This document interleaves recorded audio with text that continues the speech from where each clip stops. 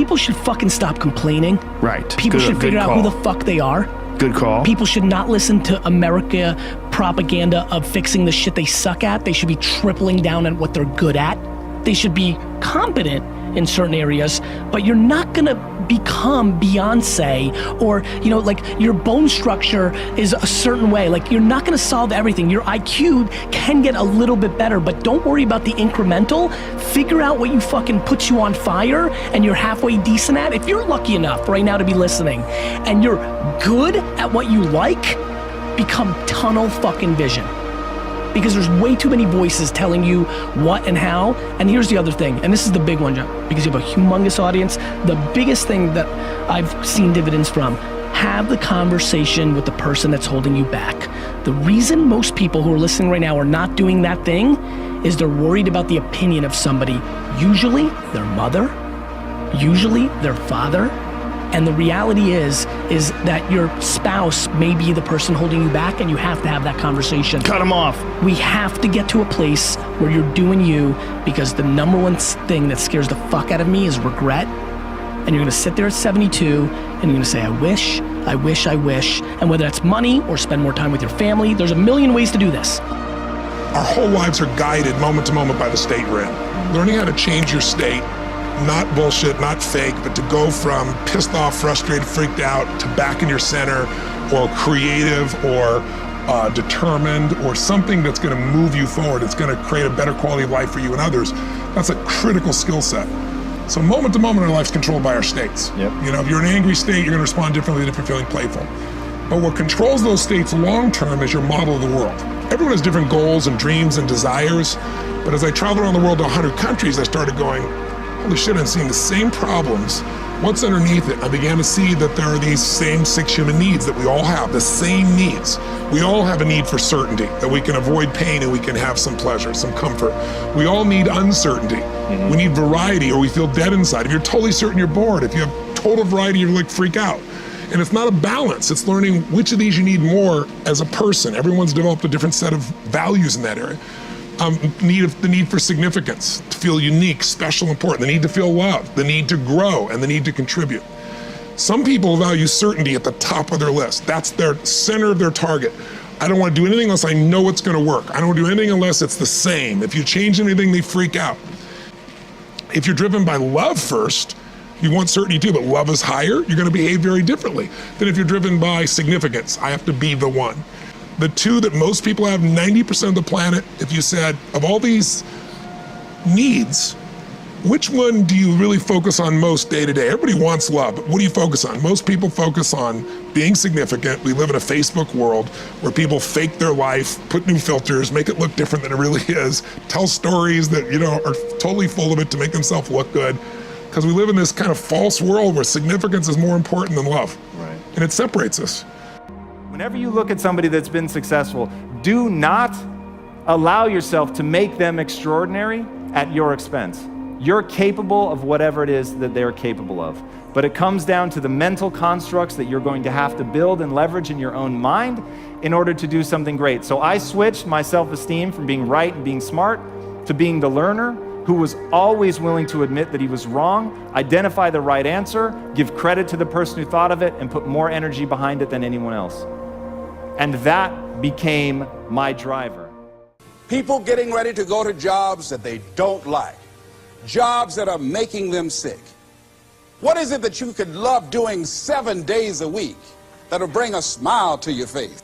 You've got to start saying yes to your life. You've got to start saying yes to your dreams, yes to your unfolding future, yes to your potential.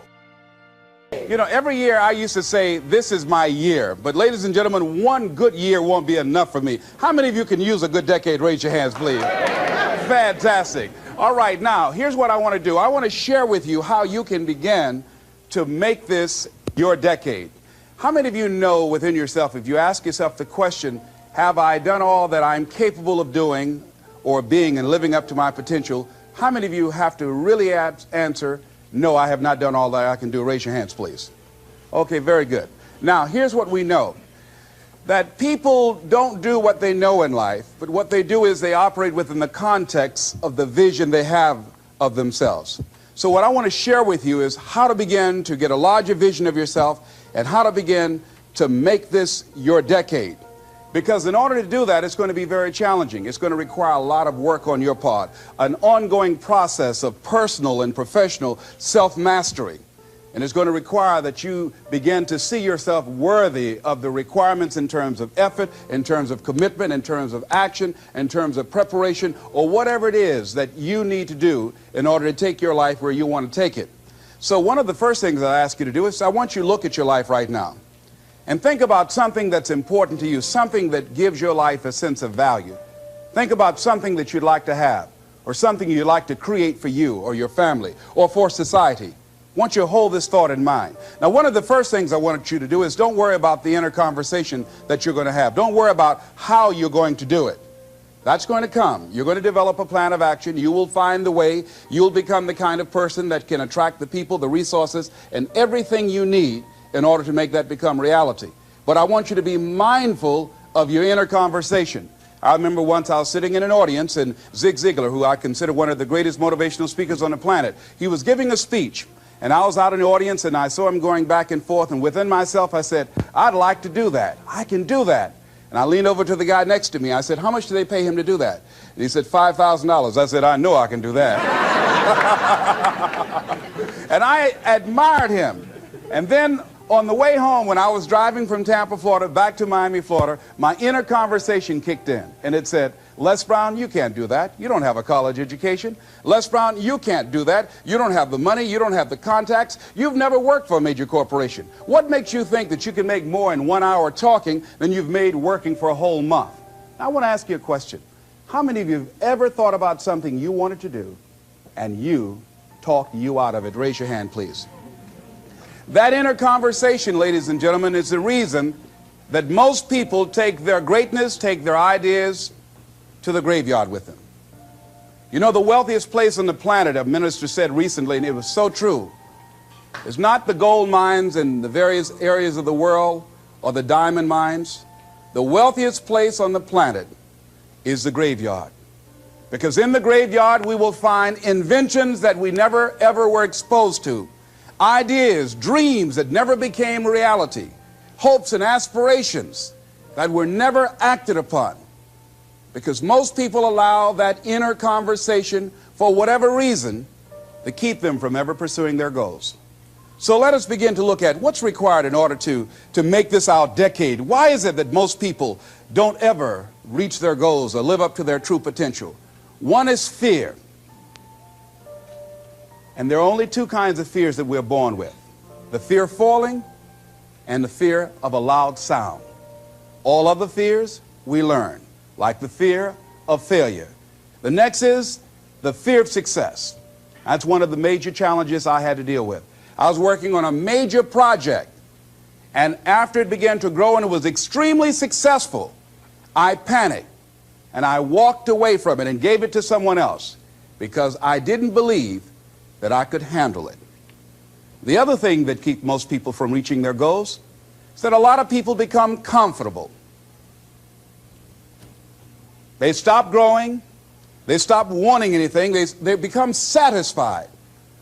They stop looking at ways in which they can improve themselves. They stop putting things in front of them. I was reading something by a great man, George Bernard Shaw, and he said something to the effect that to have succeeded is to have finished one's business on earth.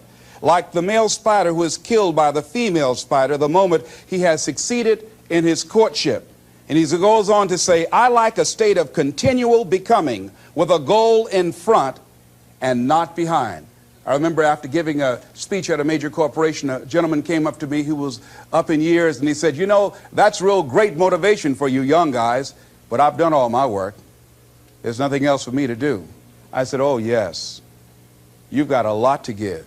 You have a lot to offer. The fact that you're still here means that your business is not through yet. The other thing that keeps us from reaching our goal is not feeling worthy. That's where a lot of people get stuck.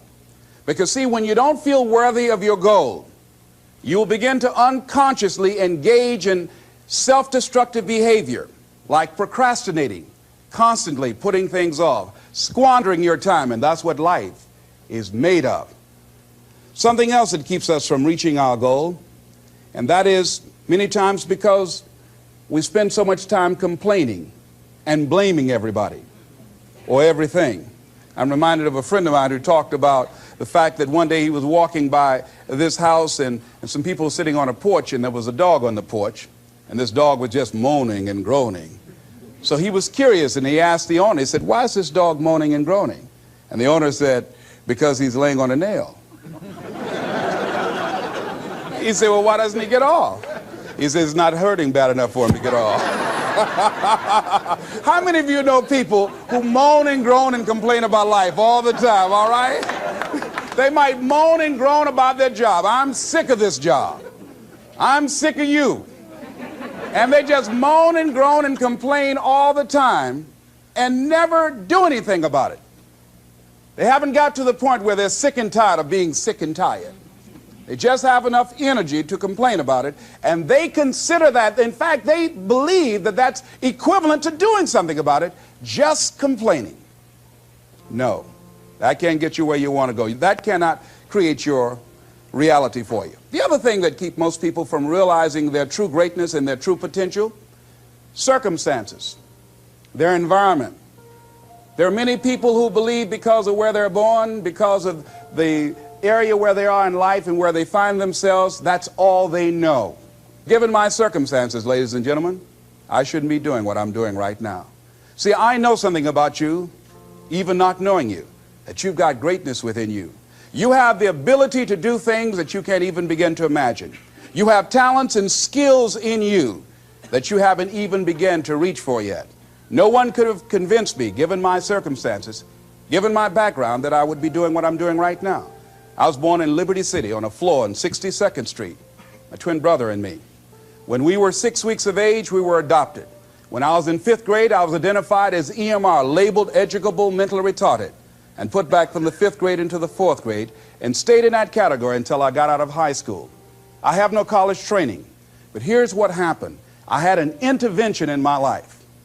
A man who saw something in me at a time that I did not see something in myself. I never forget being in his class one day waiting on a friend of mine who was there to rehearse for a play. He did not show up, and he asked me to go up to the board and write something on the board. And I said, "I can't do that, sir." He said, "Why not?"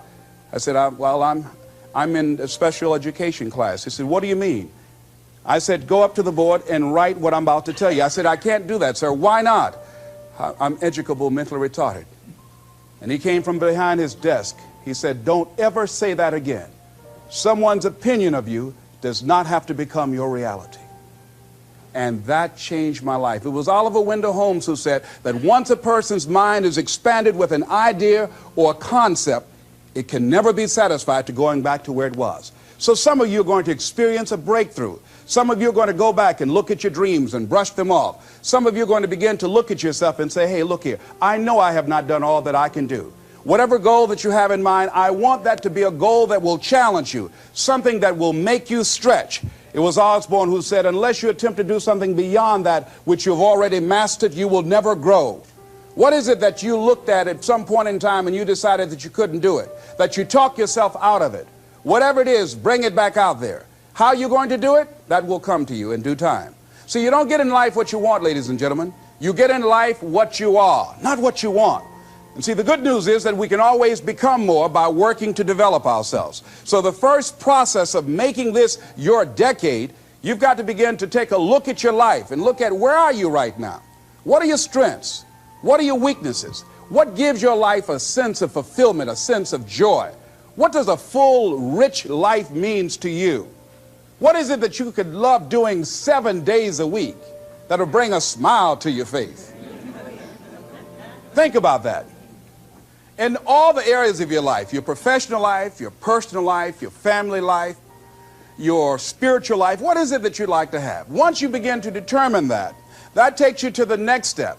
And that is, once you decide what it is that you want, now you've got to decide that you deserve that. Repeat after me, please. I deserve the best that life has to offer. I deserve to find my purpose in life. Shake somebody's hand on your right and left and say, find your purpose.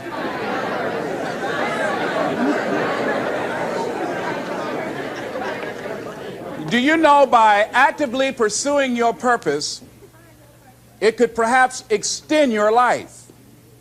The number one killer in this country of all the diseases we have, heart disease.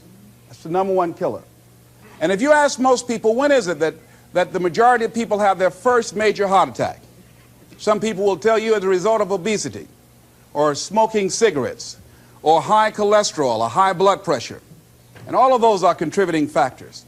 However, the truth of the matter is that most people don't realize that the majority of people suffer their first major heart attack on Monday morning between 8 a.m. and 9 a.m. People getting ready to go to jobs that they don't like, jobs that are making them sick.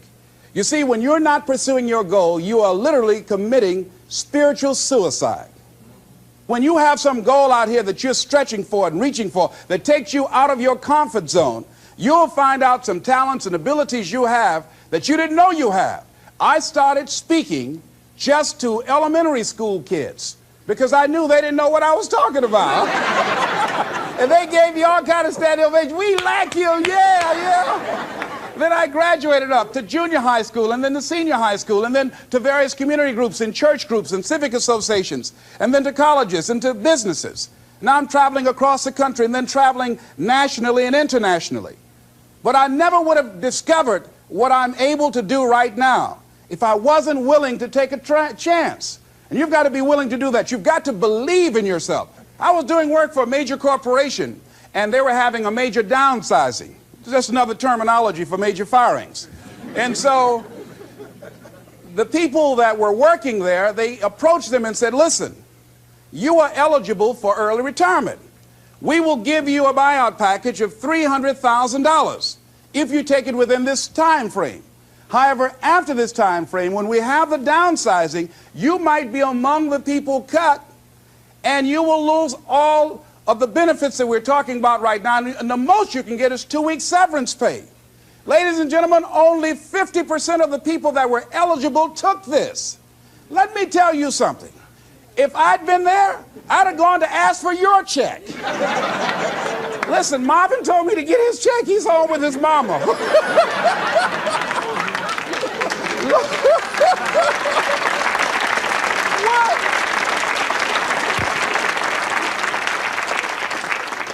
I would have taken that money so quick and had other people checks. I said, Les got your check. See, ladies and gentlemen, life is too short trying to play it safe. It's too short and unpredictable, being miserable. It's too short for that. Here's the thing. There's no safe position in life. Let me tell you why. It's a quiet secret that most people don't realize. You can't get out of life alive. Hello, you can't get out of life alive. So there's no safe position. You can die in the bleachers or you can die on the field. You might as well come out on the field and have a good time, right?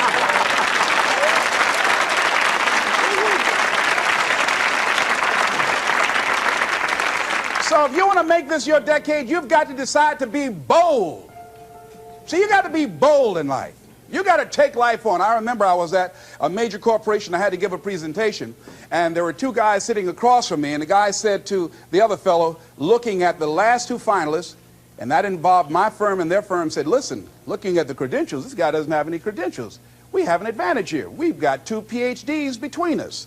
I got up and I went in the bathroom and started talking to myself. I said, Les Brown, what do you care about their 2 PhDs? You have 6 children and a mama to take care of. And I went in that meeting, and first of all, I went there walking bold, looking good, feeling good, and smelling good, all right?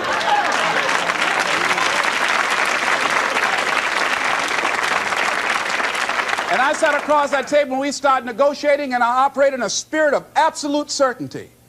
I looked at them as if the only reason that they were born was to give me that contract. They survived 1 out of 9 million sperms to carry out this transaction. And I got the contract. Hello.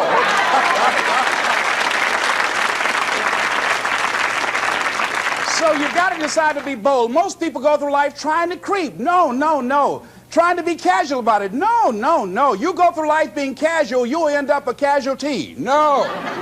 You've got to be bold in life. You've got to take life on. Now here's something else. You must be positive. See, a lot of people, when things don't happen when they want it to happen, they become negative. And they turn out and start projecting a lot of negative energy. No, no, you've got to make a conscious, deliberate, determined effort to be positive. Because see, when you know within yourself things are going to work out for you, when you know within yourself that some way, somehow, you're going to make it, and these are just some of the hoops you've got to flip through in order to get there, it's okay. Have a friend who went to get a job and the people didn't hire him. He was so negative. Well, hey, to hell with you then. Wait a minute. They just don't have a job today. Don't burn your bridges behind you. Don't talk about the guy's mama. Come on. All right. Okay. Now, here's the last thing.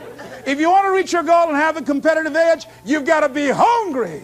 A lot of people love me to tell this story. When I got out of school, you know, my first major goal was to buy my mother a home, and my hero in broadcasting was Paul Harvey, and I wanted to become involved in broadcasting, and I loved the disc jockeys that were on the air, and I wanted to become a disc jockey. And Mr. Washington said something to me that I'll never forget, who was my mentor in high school. Repeat this. Whitney Young is his quote. It's better to be prepared, for an opportunity, and not have one, than to have an opportunity and not be prepared. See, so I started working to develop my communication skills and expand my vocabulary. I started visualizing myself being a disc jockey. I saw myself on the air having a talk show and playing records and people listening to me. That was my vision. That was my dream. I held that in mind constantly. And I would practice all the time. Practice makes what? Perfect. Absolutely not. Just dislodge that from your mind. Practice only makes improvement. Perfection doesn't exist. They need to take it out of the dictionary. It doesn't exist. Practice only makes improvement. You can always better your best. You have not done your best work yet. As long as you're here, you have a chance to transcend yourself. So don't believe in perfection. It doesn't exist. It only makes improvement. So I would practice every day. And finally, I went over to this radio station, asked a guy for a job named Mr. Butterwall, and I said, how you doing, sir? I'd like to get a job. I was working on Miami Beach at the Fontainebleau Hotel at the time. The Jackie Gleason and the June Taylor dances were famous. And my favorite program on television, most people would not remember, John Beresford Tipton. Hi, my name is Michael Anthony. I have a check for $1 million. How many of you remember that program, all right? The Millionaire, that was my favorite program on television, you know. So this is my fantasy, you know, and every time we would drive from Miami Beach, I would fantasize, oh, that's the house. When I get my million, I'm going to buy my mother that home over there. So that's my fantasy. So I went up to Mr. Butterball, and he said, do you have any radio experience? I said, no, sir. You have any background in journalism? I said, no, sir. I said, but I can never get experience if you don't give me the opportunity. I've been practicing a lot, sir. He said, I'm sorry, we don't have any job for you. I said, thank you, sir. He didn't know my reasons for being there. My reason, I wanted to use radio as a means to earn the money to buy my mother a home. I went back to the radio station again. I said, how you doing, Mr. Butterball? My name is Les Brown. I know your name. Didn't I just see you here yesterday? I said, yes, sir. I said, y'all have any jobs here? Didn't I tell you yesterday we didn't have any jobs? Yes, sir, but I thought maybe somebody got fired or resigned. I didn't know, sir. I went the next day. How you doing, Mr. Butterball? He said, yes. And I just didn't take it personal. How you doing? So y'all have any jobs here? Didn't I just tell you yesterday and the day before we didn't have any work? Well, I thought maybe somebody died, sir. I didn't know. I went the next day, showed up like nothing was wrong, like I saw him for the first time. How you doing, Mr. Butterball? Y'all have it? He said, boy, make yourself useful. Go get me some food. I said, yes, sir. See, many times when you want more, you've got to be willing to pay your dues.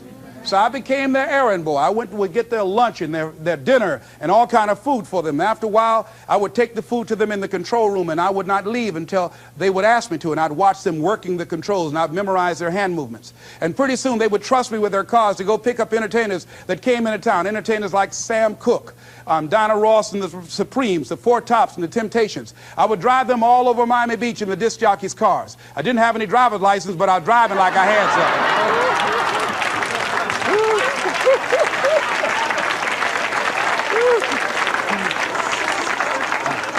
Finally, one day I was at the radio station, and a guy by the name of Rock was drinking while he was on the air. It was a Saturday afternoon. I was the only one there. None of the other jocks were available. And I was looking at him through the control room window, saying, drink, rock, drink. Drink, rock. I'd have gone to get him some more if he'd asked me to. Drink, rock. Pretty soon the phone rang. It was the general manager. I said, hello? He said, Les, this is Mr. Klein. I said, I know.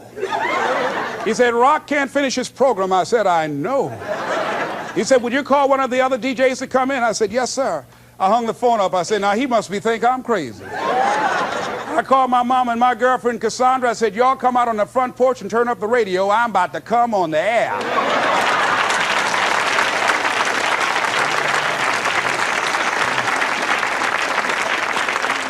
I waited for about 20 minutes and I called him back. I said, Mr. Klein, I can't find nobody.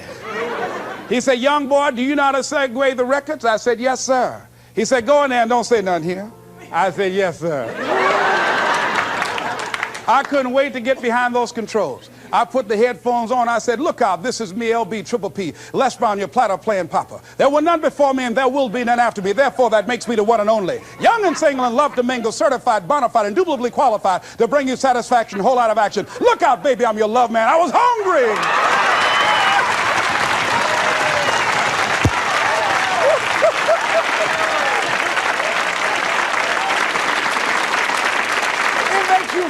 Better when you are able to have charge of your destiny, doesn't it? Gives you a good feel. Gives you choices. You can do more things. See, my first major goal was to buy my mother a home. I feel like Abraham Lincoln, who said, all that I am and all that I ever hope to be, I owe to my mother. And I said to my mama one day, I said, Mama, when I become a man, I'm going to buy you a home. And you won't have to go to work every day. You won't have to work. You just sit down, Mama. She was getting up, getting dressed to go to the M&M cafeteria. I was just following her around. I said, watch, Mama.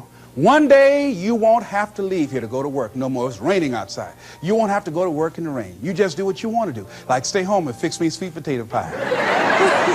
My mama fixed the kind of sweet potato pie you can't eat with your shoes on. You have to take your shoes off so you can wiggle your toes, all right? But that was my dream. That was my passion. I saw that, and that drove me. That was my reason for being. So one of the things, in order to make this your decade, in order to reach your goals, you've got to find some reasons that make you strong, some reasons that will make you hang in there when times get rough, because they're going to get rough. It's going to be very challenging. Whenever you decide that you want to grow, whenever you decide that you want to go to another level, all hell will break loose. Everything that will happen, rather that can happen, will happen, and at the worst possible moment. They call it Murphy's Law. See, whenever you decide that you want to go to another vibration, it's like when you get into an airplane. The first thing they tell you to do is do what? Fasten your seatbelt. Because you're going to experience some turbulence when you're going up. And some of you are already experiencing that turbulence. Don't be frightened by that. See, whenever you decide you want to go to another level, you've got to fasten your psychological, your mental, and your spiritual seatbelt. Because it's going to be a while before you experience a comfortable altitude. You're going to get there. It's there. But you've got to go through this phase here. This is how you grow. This is how you develop. See, life is like a roller coaster. Sometimes you're up, sometimes you're down. Sometimes things go well, and sometimes they don't go well. But in the down moments, that's when you discover who you are. During the down moments, see, in this prosperous time, you put it in your pocket. In the lean times, you put it in your heart. And that's when you discover who you are.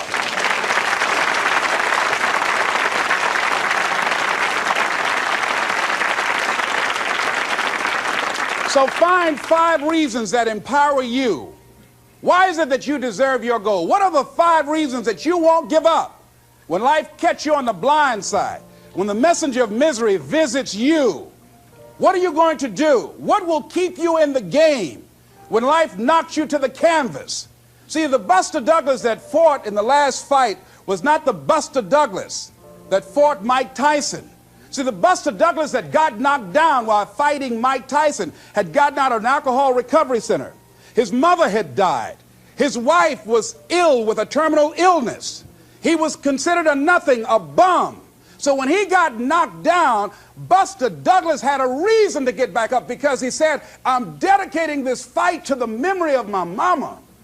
But when he fought the last fight that he had, and he got knocked down, and he had a guaranteed $24 million in his pocket. whether he got up or not. He just said, hurry up and count me out.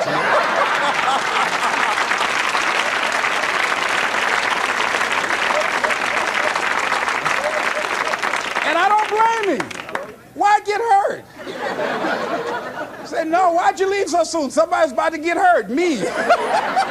So you've got to have some reasons that when life knocks you down, and it's going to. Hello, it's going to knock you down.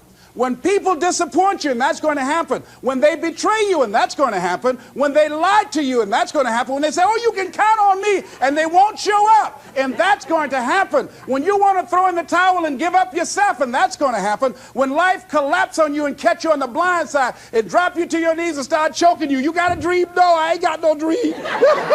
And that's going to happen. What reason can you remember that you can call on, that you can reach on, that can make you get back up? Find that reason.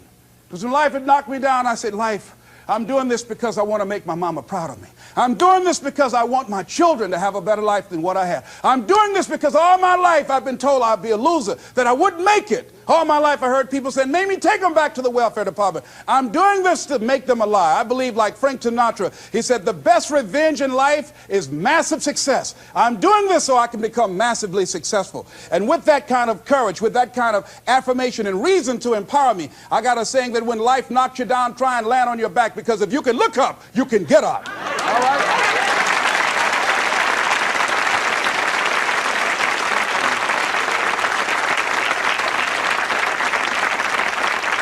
So when you run out of money, when things don't work out for you, when things happen that you could not anticipate, what are the reasons that you can think of that can keep you strong, that can keep you in the game, that will be your rod and staff to comfort you, that can be your bridge over troubled waters? Those reasons are very important. Nietzsche said, if you know the why for living, you can endure almost anyhow. So find out the reasons that you do what you do. Find out the reasons that will make you strong, that will make you walk by faith and not by sight, that will make you pursue your dream when everybody is against you or don't believe in you no more. And let me tell you something, that's a lonely feeling.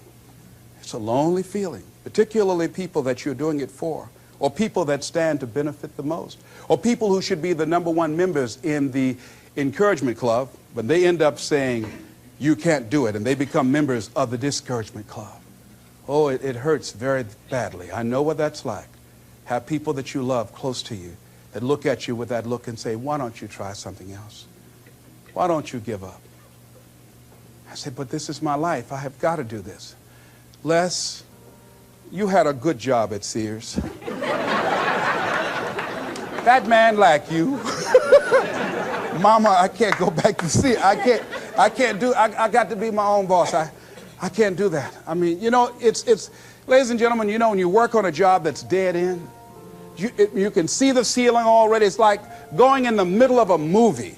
And after you've seen the movie, sitting back through that over again, there's something missing. You know the hero is not going to die. You know what the outcome is already. And so that's why a lot of people, a lady was telling me, she said when she went to work, it felt like a refrigerator fell on her shoulder as soon as she stepped in. Because she knew she'd gone as far as she could go. See, they're paying her just enough to keep her from quitting, and she's worked just hard enough just to keep from getting fired. How many of you know people like that? Raise your hand. The ones of you didn't raise your hand, you the one. I'll just tease it, all right? Here's something else. Make a commitment to be happy. See, you know, I have you laughing a lot. See, life is too short going through it looking homely, tired, and ugly. Sometimes we take life too seriously. Oh, no. Make a commitment to be happy. Find little things just to get tickled about and laugh. Find ways to be happy in the moment. A lot of people say, well, I'll be happy when I pay off all my bills. No. I'll be happy when I get my divorce. Oh, no. I'll be happy with the children gone. Oh, no. You want to be happy now. See, there are no guarantees. No one say you're going to be here 2, 3, or 4 years from now. So you want to be happy right now, in the moment. Repeat after me. I must make a commitment. To be happy. Right now. Right now. Is all I got. Shake somebody's hand on your right and left and say, you deserve to be happy.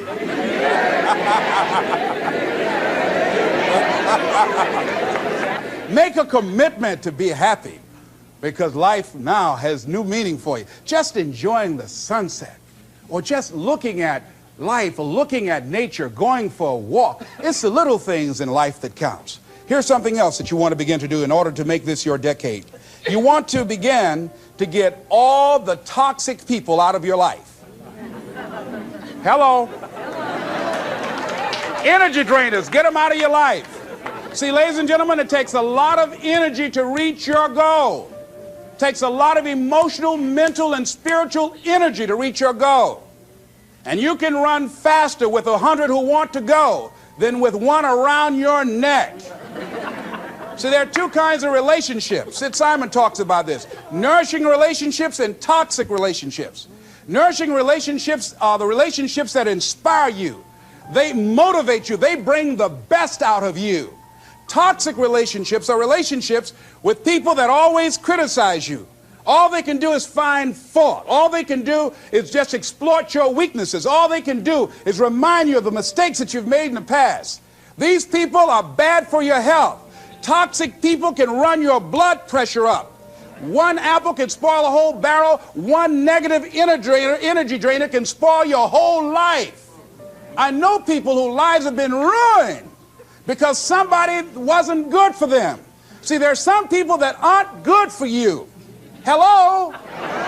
They aren't good for you. You've got to get them out of your life. See, a lot of people put up with a lot of foolishness because they don't want to die by themselves. Here's what I believe. I believe in a one-to-a-box theory.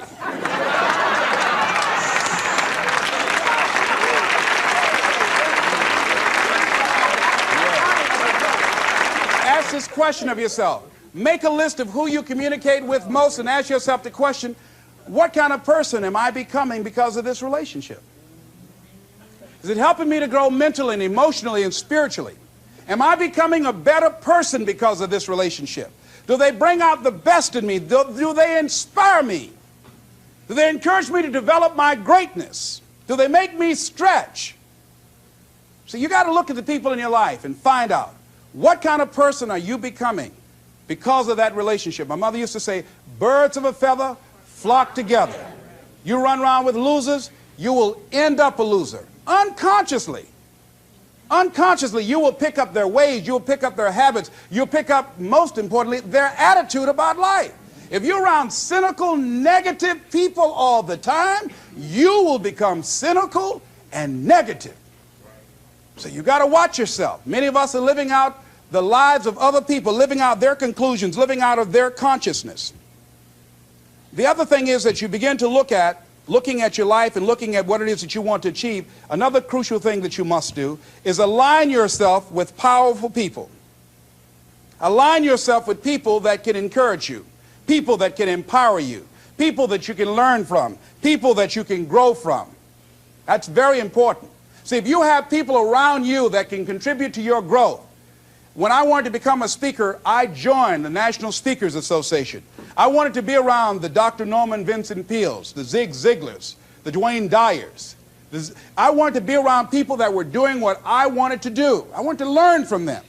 And you want to do that too. You want to align yourself with people who think like you, people who dream like you, people who want more out of life, people that are stretching and searching and seeking some higher ground in life. As opposed to the majority of people. Somebody said, always strive to get on top in life because it's the bottom that's overcrowded. And see, you don't want to be on the bottom. See, it's easy to be on the bottom. It doesn't take any effort to be a loser. It doesn't take any motivation, any drive in order to stay down there on a low level. But it calls on everything in you, ladies and gentlemen. You have to harness your will to say, I'm going to challenge myself. Sometimes I have to pull myself out of bed and say, come on, Les. Things I know I should do, I don't do. Things I shouldn't do, I do. I found that the biggest enemy you have to deal with is yourself. There's an old African proverb that says, if there's no enemy within, the enemy outside can do us no harm. So think about that.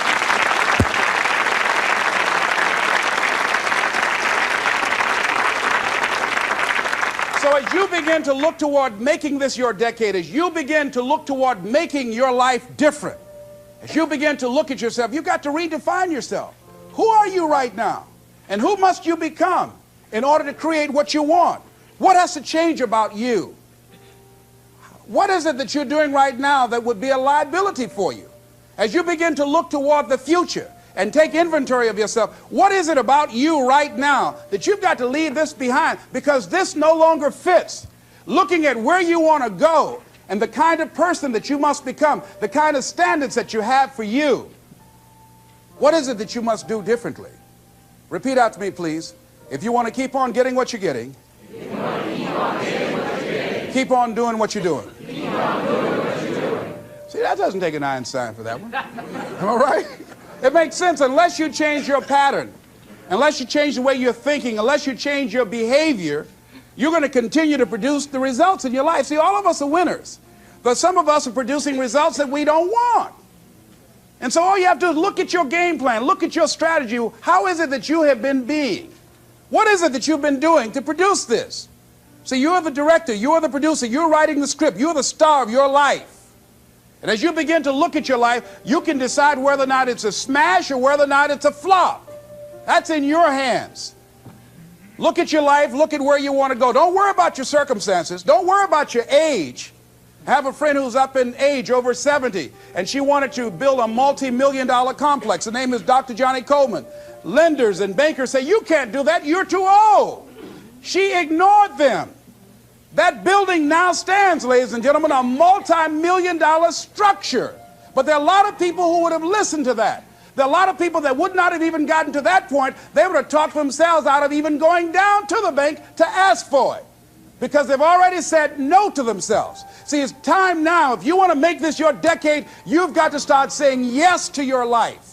You've got to start saying yes to your dreams, yes to your unfolding future, yes to your potential, as opposed to saying no. See, 87% of our self-talk is negative. So you've got to make a conscious, deliberate, determined effort to say yes to your dreams. Why not? Why not me? Don't spend time like most people going through life complaining. Don't try and get on talk shows and tell everybody how life has done you wrong. Here's what's happening in the audience. 80% don't care, and 50% glad it's you.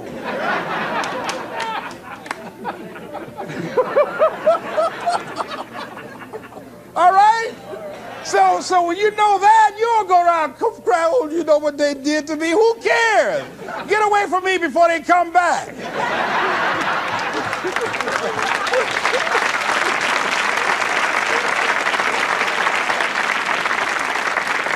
I had a friend of mine that said something that's very important. He said, hey, it doesn't matter what happens to you. The only thing matters, what are you going to do about it? That's all that matters. Okay, life knocked you down. What are you going to do about it? How long are you going to sit there and say, you know what they did to me? How long? Who wants to hear that racket? Use that energy to get up from there and move on and get on with your life. You got to learn to let the past go so you can grow. Many people never act on their dreams because they allow their past experiences to determine what their possibilities are. Whatever you've done in the past, that's not a reflection of your possibilities. That's just a reflection of your consciousness. That's just a reflection of your development and your growth. The future is unfolding for you right now. The future is unlimited for you right now. No one knows where you can go. No one knows what you're capable of or what's possible for you. You don't even know that. I had no idea, ladies and gentlemen. No one could have convinced me that I was able to do this. I never forget, I was speaking in Detroit, and a high school friend of mine saw me afterwards, and he was backstage. He said, I can't believe it's the same person. And I thought for a moment, and I said, it's not. The person you know, he's gone. He doesn't live here anymore. We have the power to change our personal history, changing the direction of our lives, changing our thoughts, changing where we want to go, exploring new horizons. So as you begin to look at this decade and affirming that this is your decade, as you set goals that will make you stretch, that will bring out the best in you, as you begin to remove the negative, toxic people from your life, as you decide to take some chances in life, and that's one of the things that's very important. Viscard said, if you're not willing to risk, you cannot grow. And if you cannot grow, you cannot become your best. And if you cannot become your best, you cannot be happy. And if you can't be happy, then what else is there? I'll never forget when I reach my first major goal of buying my mother that home. I never forget what it was like, and you're going to have this experience when you reach some major goal. When I drove up to the house and I got out and I gave Mama the key, and I said, Mama, this is for you. I'll never forget the look on her face. She said, oh my God, no one could have convinced me when I adopted y'all that this would happen. She said, oh, thank you. She said, and you caused me so many damn problems.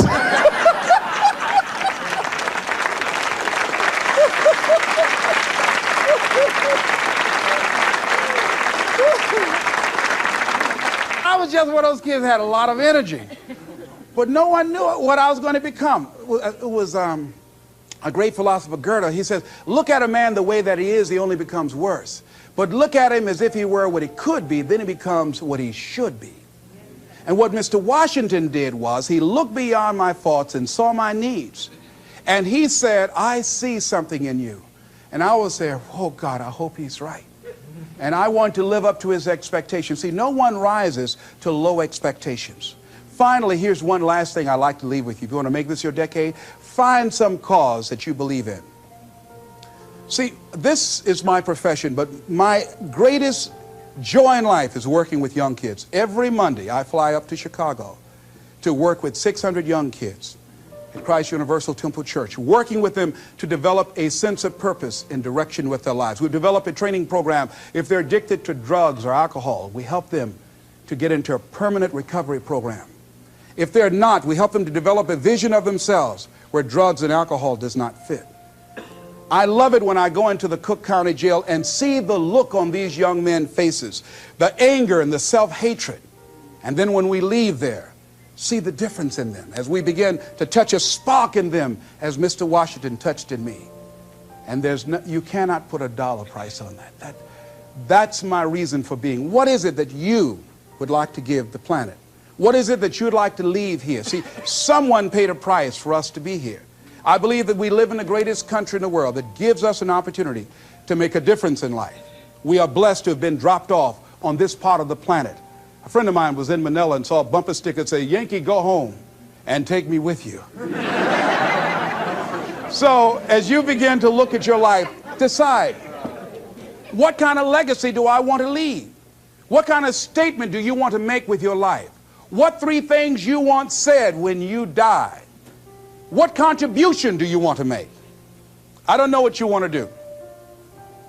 I don't know what you want to achieve with your life. Here's what I know about you, and about you, and about you, and about you. That you have greatness within you. That you have things and gifts and talents that you've been bestowed with. That as you work consciously, making a conscious, deliberate, determined effort to cultivate and bring them out and develop a sense of purpose in knowing that your life can make a difference. And decide to make and leave a legacy with your life. I say to you that the planet will never be the same again because you showed up. As you begin to look toward the future and affirm that this is your decade, this is what I like to leave with you that I'm known by. It's become my motto. And it says simply this: what do you want to do? My goal is to be the best son that I can be to my mother. My goal is to be the best father that I can be to my children. And my goal is to create a drug-free America, be the best motivator that I can be. Yes. Whatever your goal is, this is what I like to leave with you. It says simply this, that if you want a thing bad enough to go out and fight for it, to work day and night for it, to give up your time, your peace, and your sleep for it, if all that you dream and scheme is about it, and life seems useless and worthless without it, and if you gladly sweat for it and fret for it and plan for it and lose all your terror of the opposition for it, and if you simply go after this thing that you want with all of your capacity, strength and sagacity, faith, hope, and confidence, and stern pertinacity, if neither cold poverty, famish, or gulf, sickness, or pain of body and brain can keep you away from a thing that you want, if dogged and grim you besiege and beset it, with the help of God you'll get it. This is Mrs. Mamie Brown's baby boy, Leslie Calvin Brown, saying it's been a plumb pleasing pleasure as well as a privilege. Thank y'all here.